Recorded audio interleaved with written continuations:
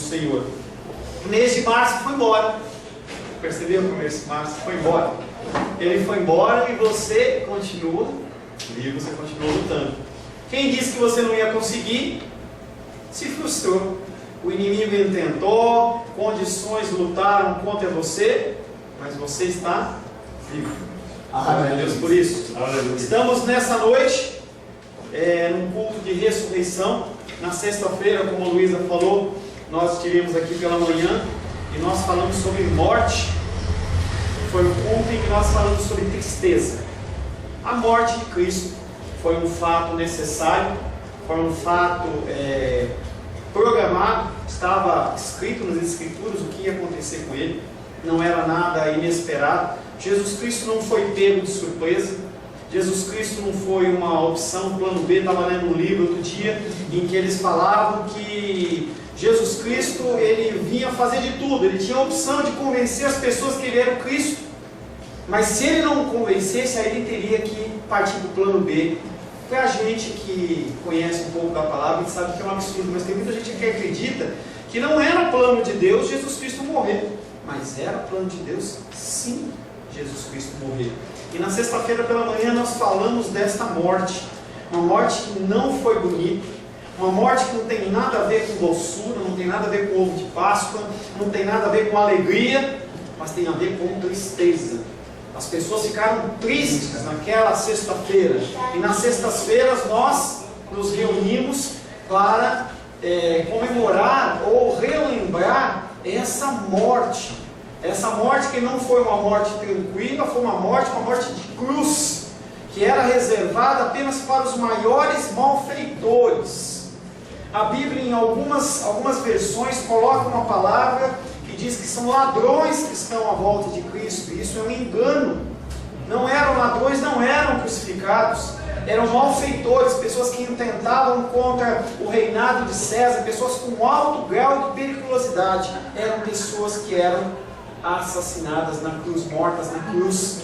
Então aqueles homens que estavam ao lado de Jesus não eram ladrões, mas eles eram malfeitores. E Jesus Cristo foi contado entre aqueles que eram malfeitores. Mas para Deus ele não era malfeitor. Para Deus ele estava cumprindo os desígnios do Senhor. A palavra de hoje tem como título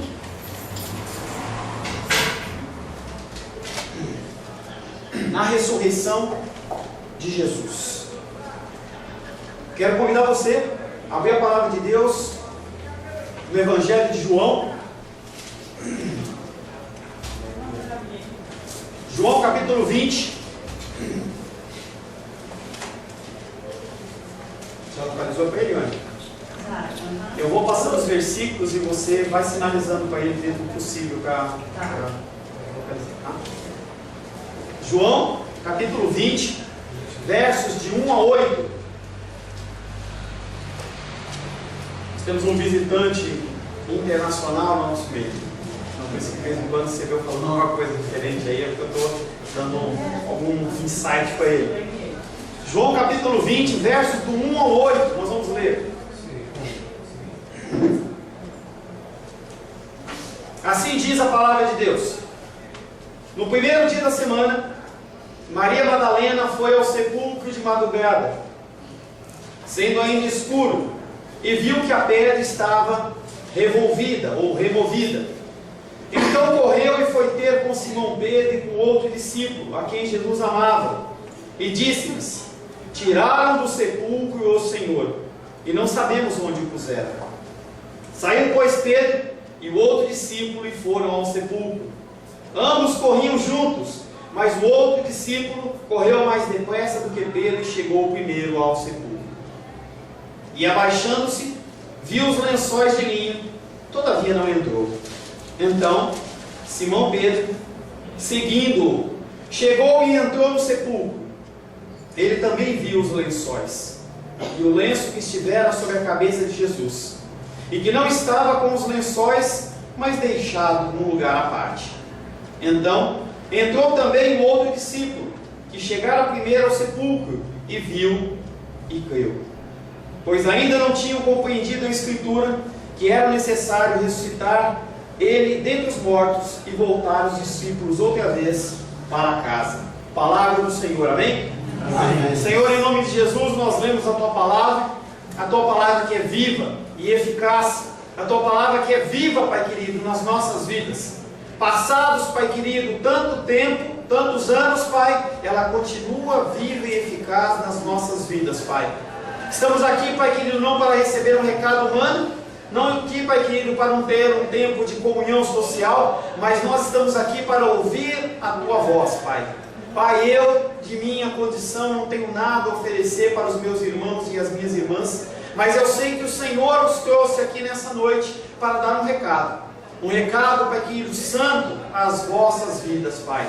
Peço, Pai querido, em nome de Jesus, a capacitação através do Espírito Santo sobre a minha vida, no falar, no ministrar, porque de mim nada tenho a oferecer. E sobre a vida dos meus irmãos e das minhas irmãs, o Teu Espírito de entendimento venha acrescentando, gerando no coração deles mudança e transformação. Em nome de Jesus, amém. Amém.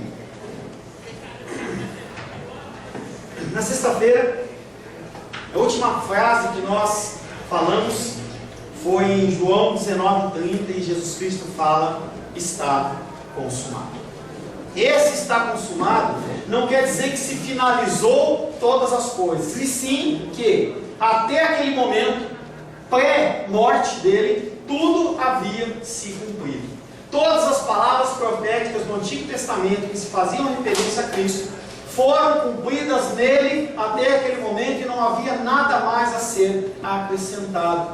Mas não se falava em relação à ressurreição do nosso Senhor. Ele ainda haveria de ressuscitar. Sua obediência perfeita e a vontade do Pai foram realizadas até a sua morte. Os eventos que ocorreram após a morte de Jesus também se cumprem através das Escrituras. Os ossos serão quebrados, e outra vez diz a Escritura: eles verão aquele a quem transpassaram. Então a palavra do Senhor identificava coisas que teriam que se cumprir na vida de Jesus, tanto antes da morte como após a morte. A ressurreição de Jesus Cristo é o mais verdadeiro cumprimento das promessas de Deus. Não há nada melhor por vir, não há nada melhor por esperar. Se você ainda aguarda alguma coisa diferente ou melhor na sua vida, ao invés de Cristo, eu sinto lhe dizer que você está enganado. Não há nada melhor, não tem uma coisa melhor a ser oferecida por Deus que não seja Jesus Cristo. Quer dizer?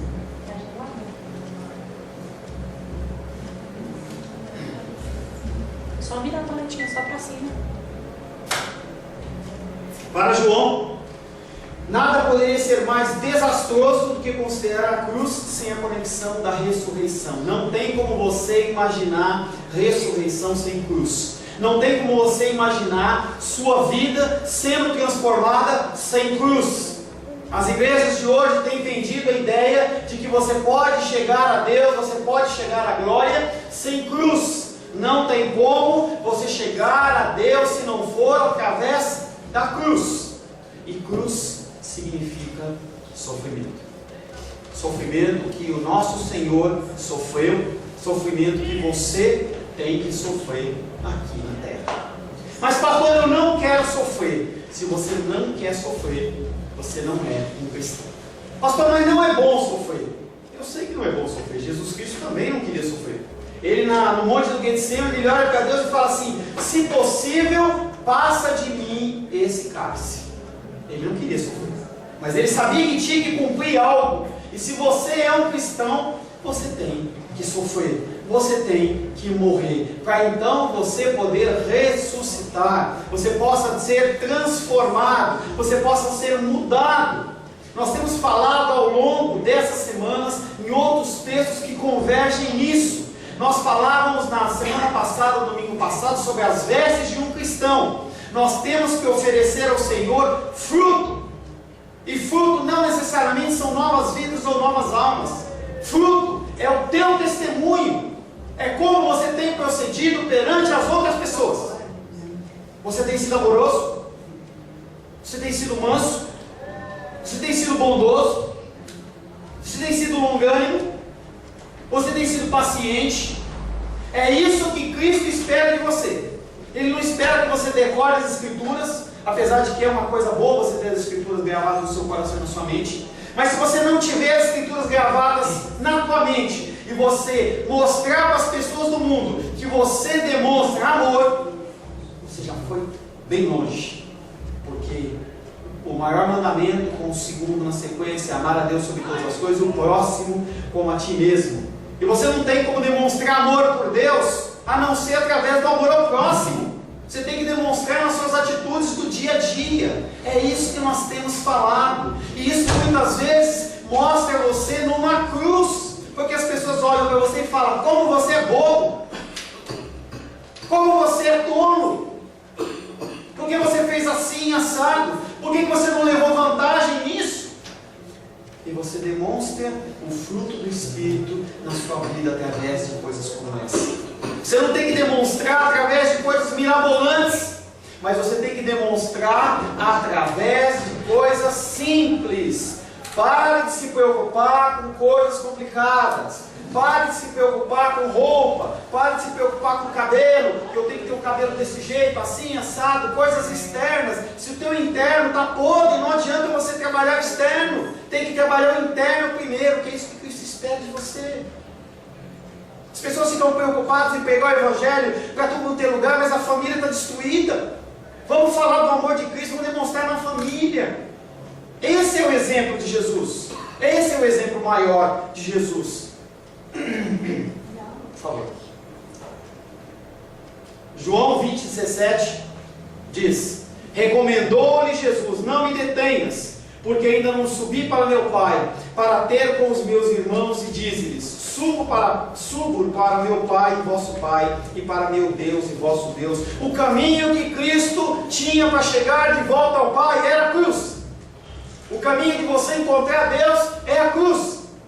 Você se abster da sua vontade, se abster dos seus desejos, das coisas que te movem, e você começar a pensar nos outros. Hoje nós falamos um versículo na escola dominical que fala que nós temos que remir o tempo. Ou seja, nós não podemos andar como nécios. São pessoas tolas, que se preocupam com coisas fúteis, coisas que não têm valor, enquanto as coisas mais importantes vão ficando de lado, e nós gastamos o nosso tempo em um monte de coisa, que não é as coisas do Senhor. Eu falava pela manhã, não estou dizendo para você que você não pode viajar, não estou falando para você que você não pode passear, não pode ir no cinema, não pode ir no teatro, isso é religiosidade, mas nós temos que separar um tempo também para as coisas do reino. Outro dia a gente estava visitando a Luísa e ela comentou um negócio comigo e falou assim: eu gosto com a Rosana de ver muita série de televisão. E aí a Luísa, o João falou para mim assim, em especial a Luísa falou para mim assim: pastor, porque a gente quando começa a ver uma série, a gente não para, né?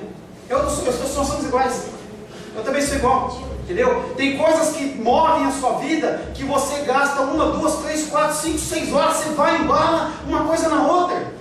A gente fica olhando o pessoal do bar, não é julgando eles, mas se você vier aqui na escola dominical 8 horas da manhã, 9 horas da manhã, o mesmo pessoal que está agora à noite está. Ou seja, as pessoas estão gastando tempo em coisas que não são eternas. Você não é eterno. A gente não sabe se você vai vir essa noite. Você sabia disso? Ô pastor, você está falando de morte de novo? Estou falando de morte de novo. Você sabia que pode ser que você não acorde amanhã? Pode ser que nós, cônjuges, encontremos o nosso filho, a nossa filha, o nosso cônjuge morto nessa noite ou na manhã de manhã. E não vai ter mais nada a fazer. Aí não adianta você acender vela de 7 dias. Você não adianta fazer uma procissão depois. Não adianta. A hora de demonstração do amor é agora. Jesus Cristo, ele mostra agora. E ele olha e fala assim para Maria Madalena e para as pessoas: não me detenham. Não ficam me retardando aqui, porque eu tenho que voltar para o Pai. Já cumpri minha função aqui. Agora eu vou para o Pai. Porque eu indo para o Pai, o Espírito Santo vem. Vamos entrar no nosso texto agora, por favor, Luísa. João, capítulo 20, verso 1.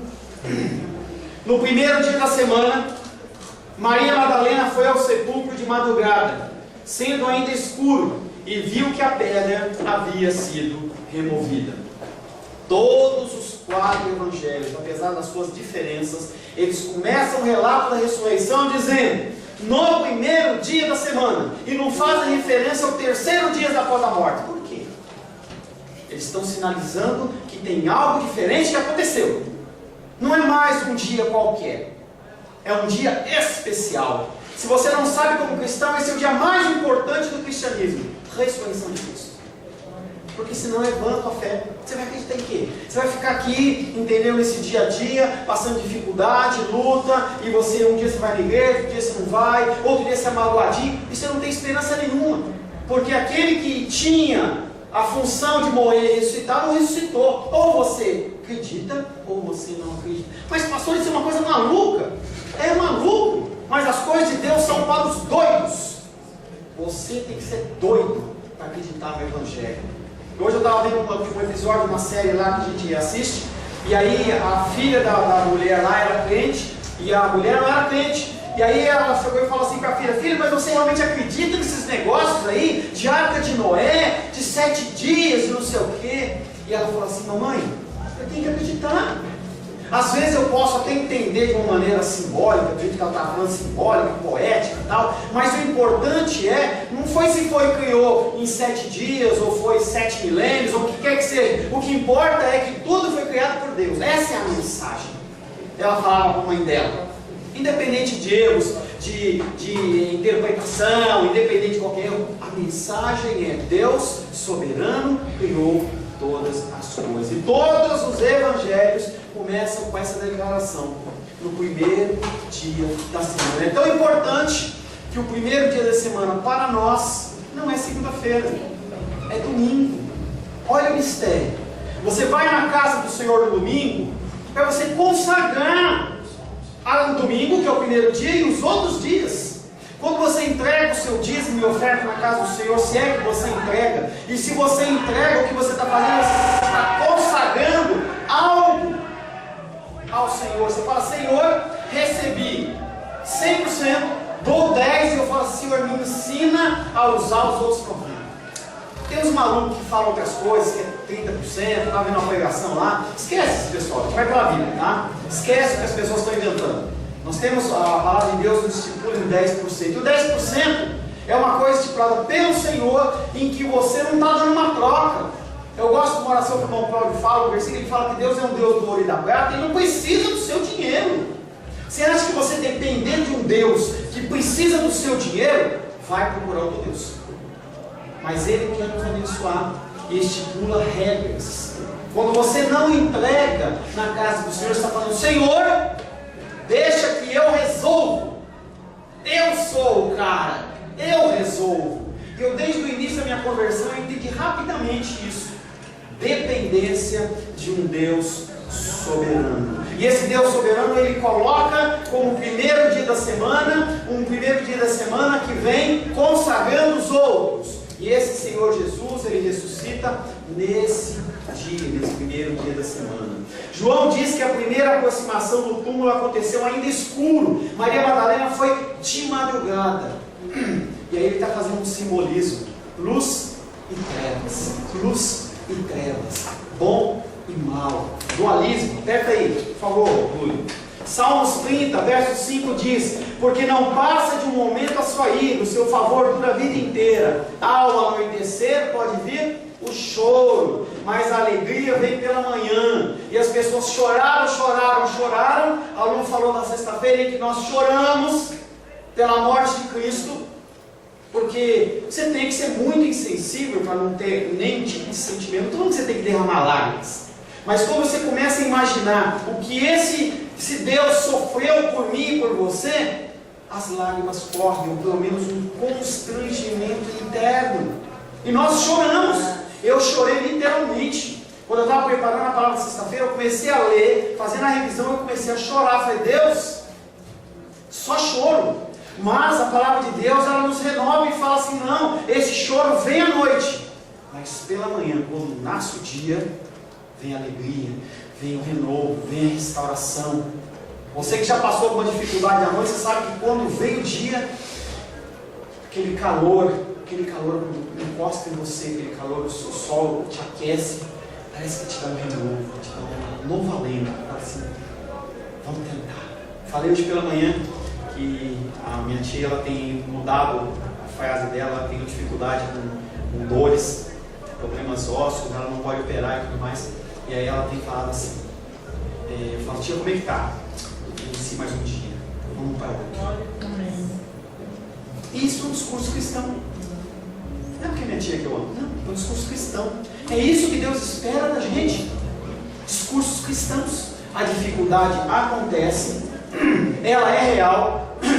Não tem igreja que você vá, que você não vai passar por dificuldade. Não existe isso. Você sabia disso?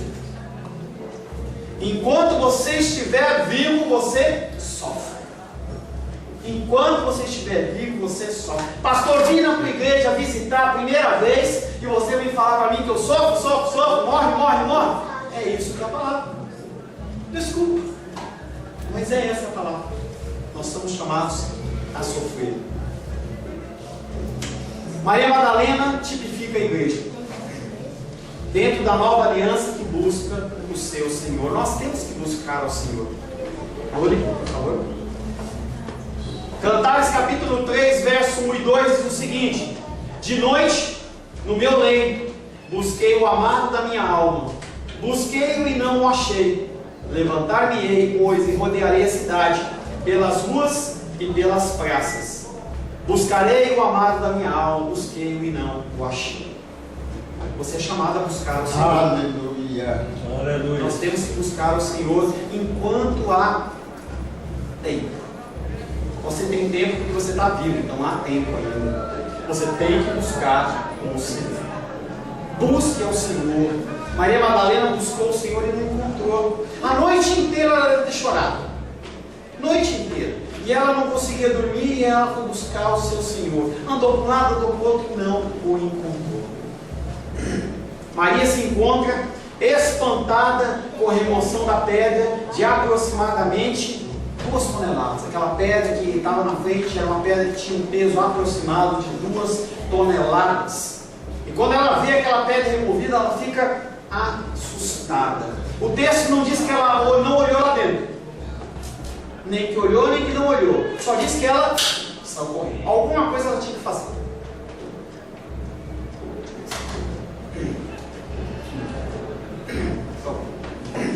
João 20, verso 2. Então correu e foi ter com Simão Pedro e com outro discípulo, a quem Jesus amava, e disse-lhes: tiraram do sepulcro o Senhor, e não sabemos onde o puseram. E aí a Luísa, dentro do louvor dela, roubou uma chamada minha, que era o roubo de túmulos.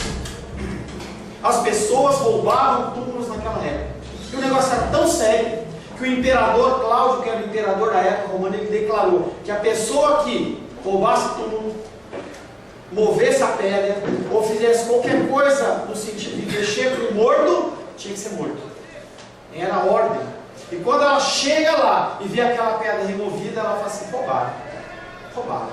Porque o tecido que se envolvia os mortos era linho e era muito caro. Não é que nem hoje que você vai lá na feira, não sei o que, e compra 1 metro. Não, era muito caro o linho e era um tecido especial. Havia também as especiarias, incenso, mirra, todo um material que era muito caro para preparar o morto, porque aqueles mortos que eram mais pesados, digamos assim, e pessoas que tinham um pouco mais de condição, eles investiam, deixando ele mais cheirosinho, mais cuidado, eles davam aquele trato, como hoje, quando a pessoa morre, a pessoa ela passa por uma maquiagem, faz todo um tratamento, quando nós somos no enterro, e a pessoa que faleceu, ela estava toda bonitona, maquiaram ela, pintaram as unhas dela, entendeu? Mexeram, ficaram toda bonitona. Então, naquela época era também assim, só que era muito caro. Quando a pedra estava removida, ela falou assim: roubaram. Aí o que ela faz? Tenho que buscar ajuda, eu tenho que achar alguém que possa me ajudar. E aí diz que ela correu e foi ter com 2 discípulos. Pedro, que era o conhecido discípulo, que era como se fosse o líder deles, e o discípulo que Jesus amava. E aí o apóstolo João, ele joga em terceira pessoa a figura dele, porque quem era o discípulo que ele amava era João, mas ele não quis fazer a narrativa falando dele mesmo. Então ele fala: o discípulo que Jesus Cristo amava. Talvez tenha sido até melhor ele falar que era ele do que falar que era o discípulo que ele amava. Parecia que não amava o outro, mas ele amava os dois. Mas João era uma pessoa que tinha mais contato, era uma pessoa que andava mais com o Senhor. Próximo. João capítulo 20, versos 3, 4 e 5. Saiu, pois, Pedro e outro discípulo e foram ao sepulcro. Quando Maria Madalena chegou para eles com aquele recado, aqueles homens saíram desembestados, correndo, porque aquele corpo, aquele ser representava a sua fé. Eles não poderiam deixar o corpo dele, era um sacrilégio. Saiu, pois, Pedro e outro discípulo e foram ao sepulcro. Ambos corriam juntos, mas o outro discípulo correu mais depressa do que Pedro e chegou primeiro ao sepulcro, e abaixando, viu os lençóis de linho, todavia não entrou. Pedro representa o cristianismo judaico, João representa o cristianismo gentio. E aí os dois saíram juntos. Talvez o João tenha chegado antes, porque ou fosse, ele era mais novo, talvez tivesse mais vitalidade, então o emocional dele deu uma carga maior de adrenalina e aquele homem chegou mais rápido. Mas quando ele chega na beira do túmulo, ele não entra. Eu não sei se ele ficou constrangido. Há uma série de teorias. Ele pode ter ficado constrangido, pode ter tido temor, pode não ter conseguido enfrentar aquele fato emocionalmente, pode ser que ele tenha dado primazia a Pedro como líder dos discípulos, mas o que importa é aquele homem foi lá, olhou, pôs a cabecinha lá dentro e viu os lençóis. Mas eram lençóis e o lenço estava sobre o rosto de Jesus. Mas ao ver o lenço, os lençóis, ele falou: opa, alguma coisa diferente aconteceu. Não foi roubado. Porque quem quer roubar o corpo de Jesus? Para quê? Os judeus não iam roubar. Porque se roubasse o corpo de Jesus, estava dando testificação de ressurreição. Não foi isso. Não foi ladrão. Alguma coisa aconteceu. E ele esperou. Próximo. Ambos correm, mas João chega primeiro. João 19,41 diz: no lugar onde Jesus fora crucificado havia um jardim, e neste um sepulcro novo, no qual ninguém havia sido ainda posto. Interessante. Maria Madalena, João e depois Pedro, nenhum deles estava se preocupando com o jardim bonito que estava lá. Nenhum deles estava preocupado com renovo. Nenhum deles estava preocupado com nada. A única coisa que eles visualizavam: sepulcro, morte, morte, morte, morte, morte. Não é assim com você? Você está de frente a uma luta, uma dificuldade, uma necessidade, alguma coisa. Em vez de você ver o Deus Todo-Poderoso que está ao seu lado, segurando pela mão, porque Ele diz que nunca vai te abandonar. A palavra dele não é minha. Se fosse minha, você podia duvidar. Mas Ele diz que Ele nunca vai te abandonar. E aí, quando você está perante um problema, em vez de você ver uma possibilidade de crescimento na sua vida, você vê morte. Sempre pior. Parece que a gente... Até tinha um desenho antigamente que falava da hiena Hard. Não sei se você lembra desse desenho, bem velho. E ele falava assim: ó vida, ó azar. Era só reclamação. E você não consegue enxergar a ação de Deus. Lembrou, né, Carol? Lembrou? Não? Deu exato para pensar como foi feliz. O Fabiano lembrou. O Fabiano lembrou. O Fabiano é mais amigável. Um pouco mais amigável. Tá? Então, aquela hiena, ela só reclamava. Ela não conseguia ver nada de bom.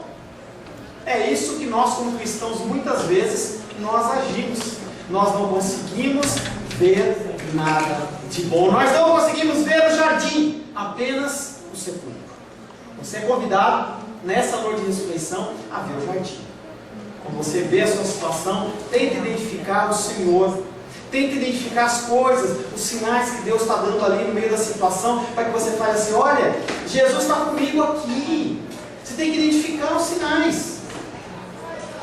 O discípulo amado se curvou e olhou para dentro. Ele viu as faixas de linho, mas não viu o corpo. Lázaro precisou de ajuda para sair, mas Jesus não precisou de ajuda, não. Jesus, ele fez sozinho, com o auxílio do Espírito Santo, mas teve algo sobrenatural. Próximo. João, verso 20, versos 6 e 7. Então Simão Pedro, seguindo, chegou. Pronto, Pedro chegou. Pedro chegou. e entrou no sepulcro. Ele não parou para perguntar para João se ele já tinha visto alguma coisa, se ele tinha sondado o ambiente, se ele perguntou ali, se ele viu pegadas, nada. Do mesmo jeito que Pedro chegou, entrou. Essa é a característica de Pedro, impetuoso. Ele é aquele homem que duvida de Deus, de Jesus Cristo e afunda, mas primeiro ele anda lá. Esse é Pedro. Então Simão Pedro, seguindo, chegou e entrou no sepulcro. Ele também viu os lençóis, só que ele viu também o lenço que estivera sobre a cabeça de Jesus. Só que o lenço não estava junto dos lençóis. E ele viu que não estava com os lençóis, mas deixado num lugar à parte.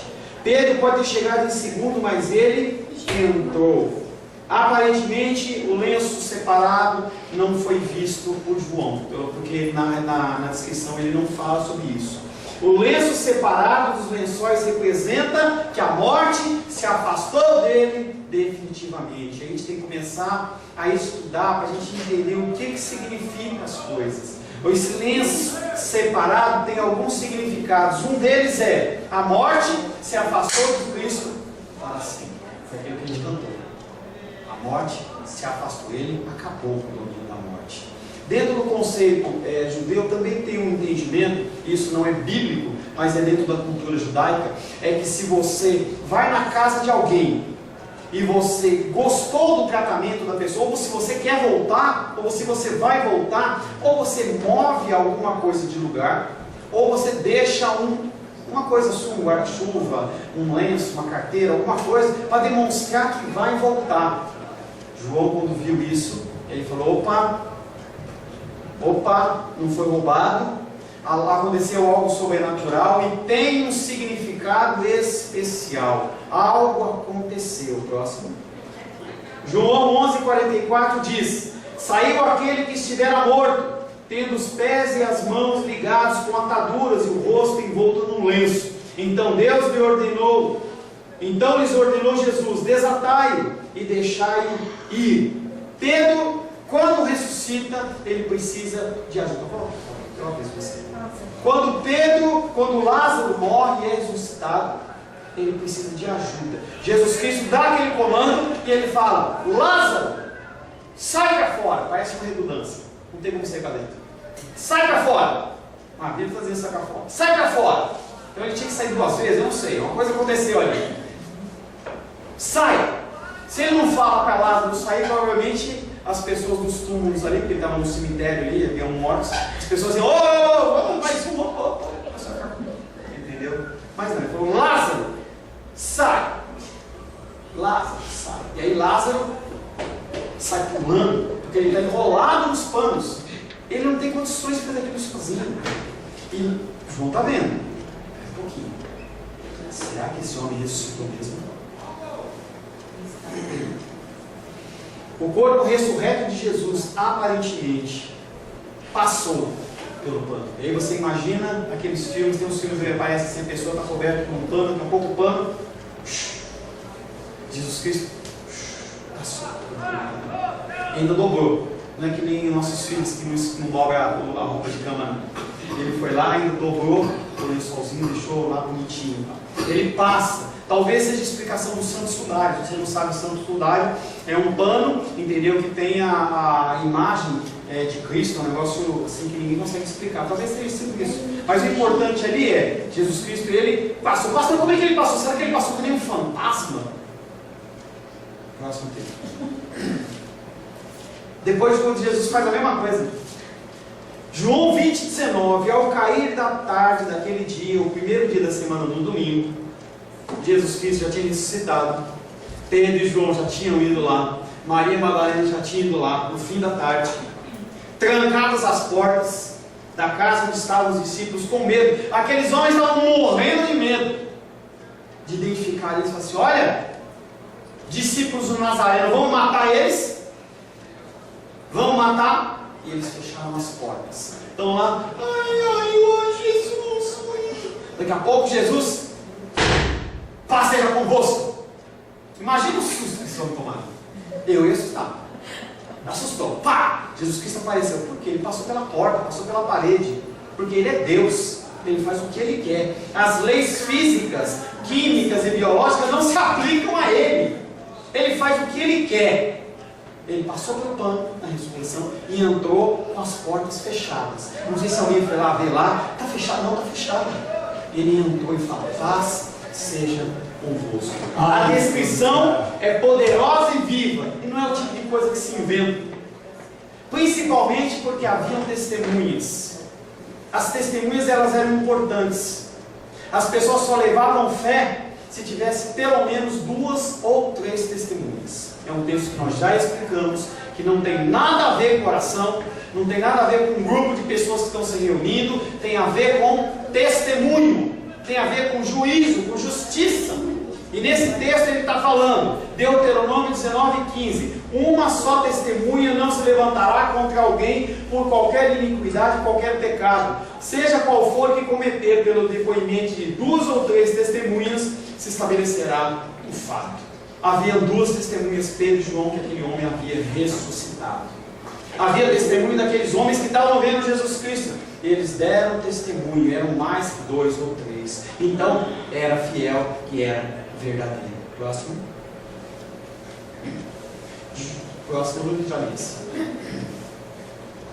João 20, verso 8. É o último versículo que nós vamos ministrar. E fala assim: então entrou o outro discípulo, que chegara primeiro ao sepulcro e viu e creu. Pô, parece que demorou tempo, né? Estou contando história. Parece que aquele homem ficou lá 1 hora lá fora. Não, mas assim que o Pedro entrou e testificou do que estava acontecendo, entra na sequência o apóstolo João. O outro discípulo é João dizendo: eu entrei. Depois que Pedro entrou, eu entrei.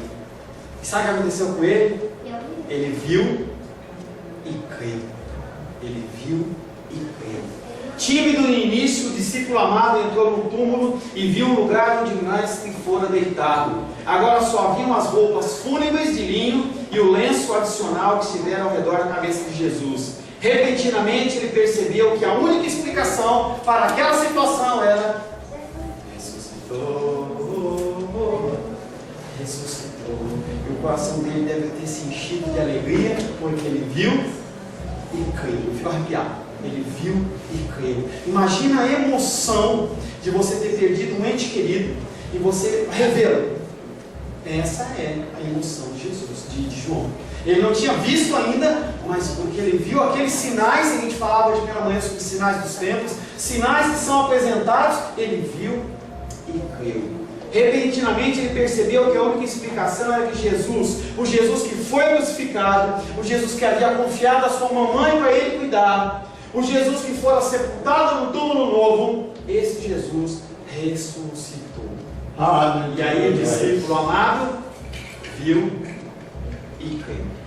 A maioria das testemunhas chegou à fé em Jesus como o Senhor ressuscitado, não porque puderam encontrar seu cadáver, mas porque encontraram Cristo vivo. Que aí é fácil. As pessoas que deixaram para crer em Jesus depois também têm o seu mérito, mas é diferente. É diferente. E há um texto que fala sobre a mim, a pessoa, e sobre você, entre muitos. Por favor, Luli. João 20, verso 29 diz: disse-lhe Jesus: porque me viste, creste? Bem-aventurados os que não viram e creram. E aí eu poderia falar: bem-aventurado você, bem-aventurado você, cada um de vocês. Não vou falar porque senão tem que falar o nome de todo mundo, mas bem-aventurado você que está aqui nessa noite, porque se você está aqui, não está vendo Faustão, não está vendo o programa do Gugu, se você não está vendo Fantástico, se você não está na tua casa comendo pipoca, se você não está lá fazendo qualquer outra coisa, se você está nessa noite aqui é porque você crê, mas você não viu. Bem-aventurado, bem-aventurado, bem-aventurado. João deu esse passo não porque o túmulo estava vazio, mas porque ele viu sinais. Qual a importância desse túmulo vazio? Eu nunca fui em Jerusalém, mas se você for lá, tem um lugar lá que há, pelo menos aparentemente, é o lugar onde Jesus foi sepultado, e lá está escrito assim, em várias línguas: o que está fazendo aqui? Jesus Cristo não está aqui, ele está vivo, ele ressuscitou. É uma coisa que é real dos cristãos. As pessoas podem perguntar: você acredita nisso? acredito. Mas você não viu? Mas eu acredito.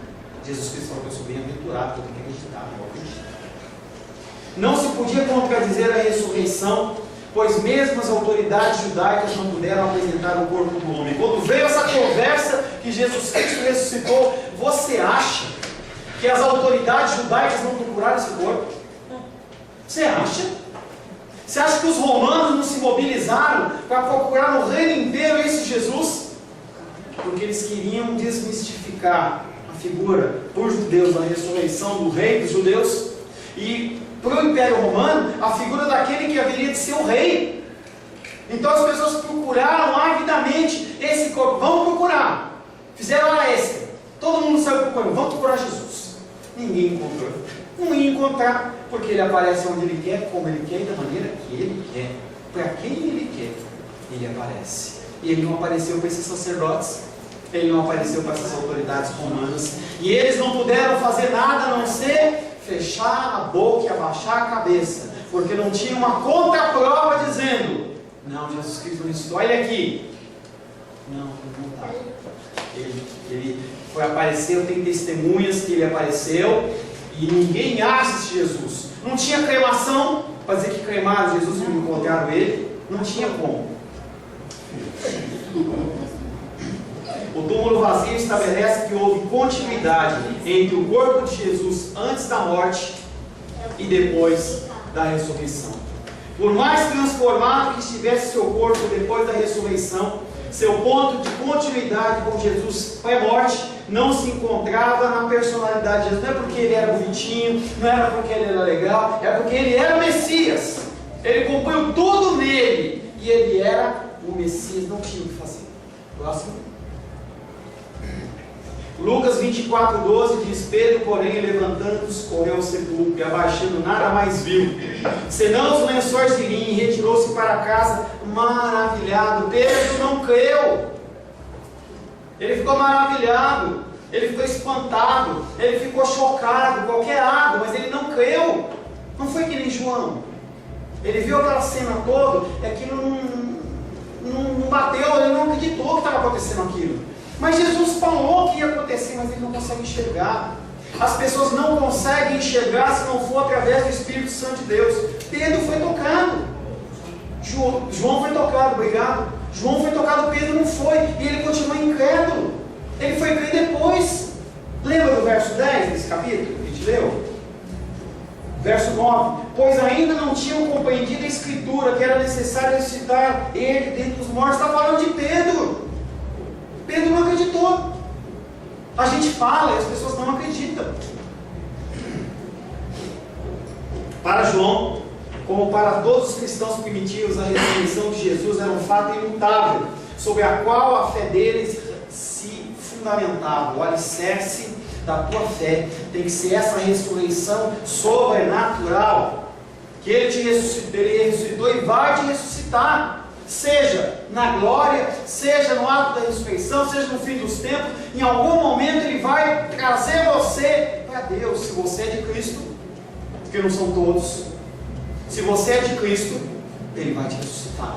Como que eu sei que eu sou de Cristo ou não sou? Se você tem alguma dúvida no teu coração, você precisa parar para pensar. Primeiro, que não é pelo seu merecimento, não é pela sua decisão, mas é porque ele te tocou, como tocou João. Não tem como você acreditar nessas maluquices todas que eu estou falando, se não for através do Espírito Santo de Deus. Não tem como você falar para Jesus, Senhor, Senhor, se não for através do Espírito Santo de Deus. A ressurreição provou que ele era ninguém menos que o Messias. A ressurreição tira os discípulos da aliança mosaica e coloca na nova aliança em Cristo Jesus. Próximo. Aleluia. Último texto, 1 Coríntios capítulo 15, versos 14 e 17. E se Cristo não ressuscitou, é vã a nossa pregação e vã a vossa fé. Se Jesus Cristo não ressuscitou, nós estamos perdendo tempo. É isso que ele está falando. E se Cristo não ressuscitou, é vã a vossa fé, e ainda permaneceis nos vossos pecados. E se você está nos vossos pecados, no mesmo contexto que você vivia, não tem o que fazer. Nós temos que crer na graça e na misericórdia do Senhor. Não tem outra coisa a você fazer a não ser crer que Jesus Cristo, Ele levou os seus pecados. Não há nenhuma romaria que você possa fazer, você entregar dízimo na casa do Senhor, frequência de igreja, nada que você possa fazer, porque o dom gratuito de Deus é a vida eterna, e ela vem através de Cristo. Primeiro, as testemunhas do aparecimento de Jesus estão imersos em emoções. Uns estão com medo, outros estão com dúvida. Cristo aparece para eles. Você no momento inicial você está perdidinho, você está andando pelo mundo como nécio. E aí Jesus Cristo te encontra. Tem que gerar transformação, mudança. E aí os discípulos que antes estavam com medo, estavam com dúvida, eles se entregam para serem mortos. Eles estão querendo pregar o Evangelho, eles ficam alegres, as pessoas começam a identificar nele algo diferente. Os judeus prendem eles, antes eles estavam com medo, não. Prendem eles e falam assim: se você não negar esse Jesus, você vai morrer. Não vou negar. Eu amo esse Jesus, eu não vou negá-lo. Desse modo, João retrata os acontecimentos como experiência de libertação. Assim como Cristo libertou Lázaro do poder da morte, Ele nos liberta do jugo do pecado e da morte eterna. Para finalizar, eu quero ler uma coisa que me mandaram hoje pela internet, que eu achei bem legal. Esse foi um textinho rapidinho.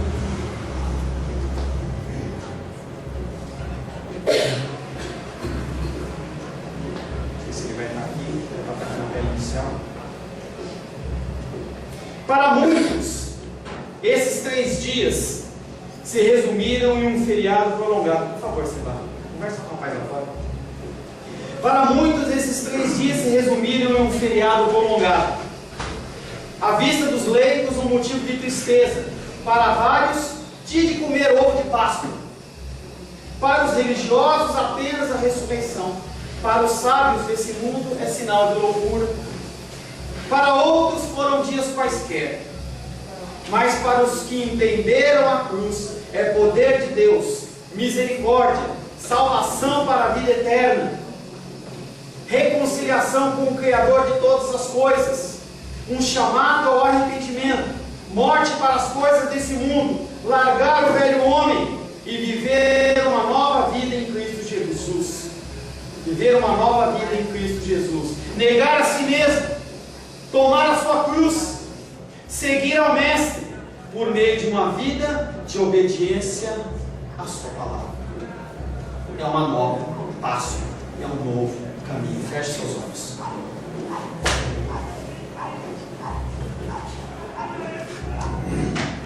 Senhor Deus, o Senhor morreu, o Senhor ressuscitou. A nossa fé é pautada nisto, Pai. Nós, Pai, que não temos onde nos apoiar a não ser no Seu amor, Pai, no Seu sacrifício.